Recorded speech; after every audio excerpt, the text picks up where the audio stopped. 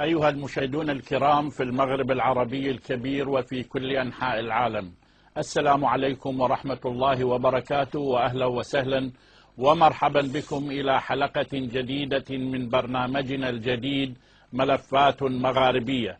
برنامج ملفات مغاربية برنامج إخباري وحواري يومي يتطرق لأهم الموضوعات والملفات والأخبار التي تشغل أبناء منطقة المغرب العربي الكبير.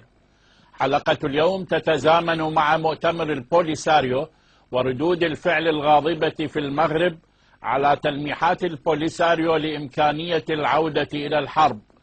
يرى مراقبون أن كثيرا من المشاهدين العرب لا يعرفون خفايا النزاع بين البوليساريو والمغرب، ولذلك رأينا أن نبث على امتداد 7 حلقات من برنامجنا هذا السجال الصريح والساخن الذي أداره قبل فترة زميلنا محمد مصدق يوسفي بين ممثل رسمي للبوليساريو وإعلامي مغربي وعضو بمجلس النواب. إليكم اليوم الحلقة الثالثة.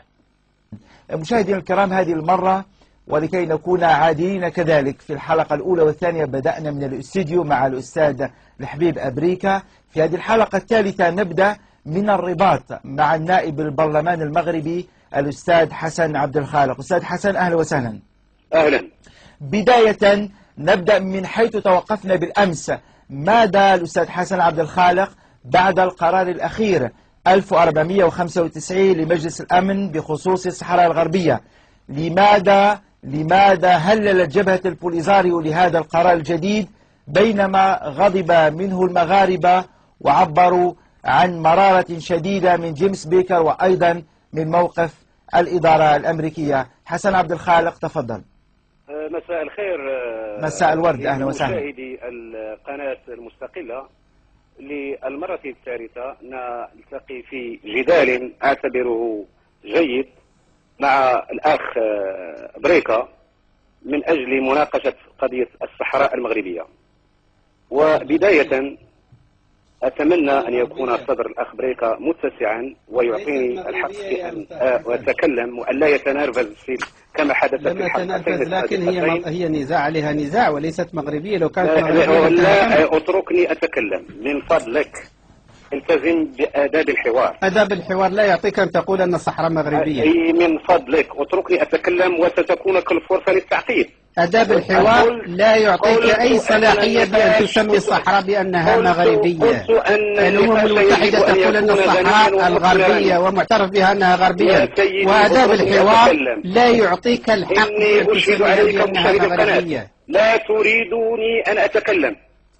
لا نريدك أن تقول أن الصحراء مغربية. الصحراء مغربية بالنسبة لي وبالنسبة لمجموع الشعب المغربي، فاتركني أتكلم بحرية ولك حق التعقيب ولي حق الرد، وهكذا. هذه آداب الحوار من فضلك. تفضل يا. بالنسبة لي ما يعزز مشروعية الموقف المغربي من قضية الصحراء الكثير من الدلائل، وآخرها تقرير مؤسسة فرانس ليبرتي، فرنسا للحريات، التي ترأسها السيدة دانيال ميترون زوجة الرئيس الفرنسي الراحل فرانسوا ميترون. وهذه المؤسسة مؤسسة فرنسا للحريات معروفة بتعاطفها مع البوليساريو. هذه المؤسسة أصدرت أخيرا تقريرا من 25 صفحة نددت فيه بقوة بظروف الاعتقال المأساوية للسجناء المغاربة الواقعين تحت سيطرة البوليساريو في تندوف، ونددت أيضا بتحويل المساعدات الإنسانية الدولية الموجهة إلى سكان المخيمات. وقالت فرانس ليبرتي في تقريرها أن السجناء الموجودين منذ عام 76، التفتوا إنهم أقدم سجناء ومحتجزين هناك، يخضعون للعمل الشاق مثل العبيد ويستغلون كيد عاملة بطريقة غير شرعية. وأكدت هذه المؤسسة أن الجزائر ارتكبت مخالفات خطيرة بعدم إفراجها عن جميع أسر الحرب المغاربة. وأكدت المؤسسة أيضا وهي توجه للبوليساريو تهمة القتل العمد والتعذيب وإخضاع بعض الأسر الحرب لتجارب بيولوجية. كما نددت وثيقتها بالإعدامات وعمليات بتر أجزاء من أجسام هؤلاء الأسرى. نعم أستاذ. وأكدت مؤسسة نعم. فرانس ليبرتي. نعم لو سمحت بس. السيدة دانيال ميتالون. نعم أستاذ حسن. اسمح لي أكمل. نعم دقيقة كلمة بس. أنها تجد نفسها. نعم أستاذ حسن لو سمحت. تجد نفسها مضطرة. نعم أستاذ حسن. مساعدتها للبوليساريو. نعم أستاذ حسن. هذا المؤسسة. يا أستاذ حسن عبد الخالق. بالمؤسسات والمنظمات. يا أستاذ حسن. الكف. أستاذ حسن عبد الخالق فقط تدخل. نعم تدخل منهجي فقط أن هذه القضية قضية الأسرى والسجناء وما يتعرضون له إلى غير ذلك هذه مخصصين حلقة كاملة غدا إن شاء الله، لكن على الأقل نلتزم منهجيا موضوعنا اليوم. ما رأيك في القرار الأخير؟ سأجيبك. نعم.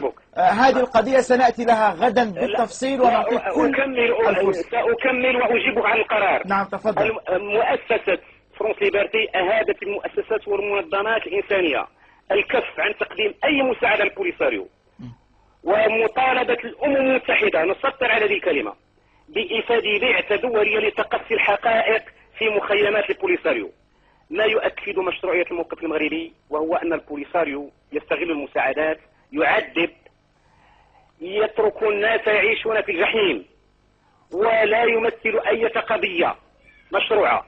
بالنسبة للقرار الأخير مجلس الأمن، نعم لدي هو قرار قبل أن ندخل. اتركني أكمل. بالنسبة للقرار مجلس الأمن يا أستاذ حسن. يا أستاذ حسن اتركني أكمل يا بريكا. أعطيني يا أستاذ حسن. يا أستاذ حسن تعقيب حلف النقطة هذه في نقطة الأسرى. نعم. لا سأجيب عن القرار. سأجيب عن القرار. لا بس أنت تكلمت على لو سمحت أنت تحدثت عن فرانس ليبرتي وتحدثت عن السيدة دانيال ميتالون. هو يريد أن يرد في هذه النقطة. أعطيه دقيقة ونصف. تفضل حبيب أمريكا. وأعود لك حسن عبد الخالق. أعطيني دقيقة. سأعود لك بس أعطيه دقيقة ونصف. تفضل.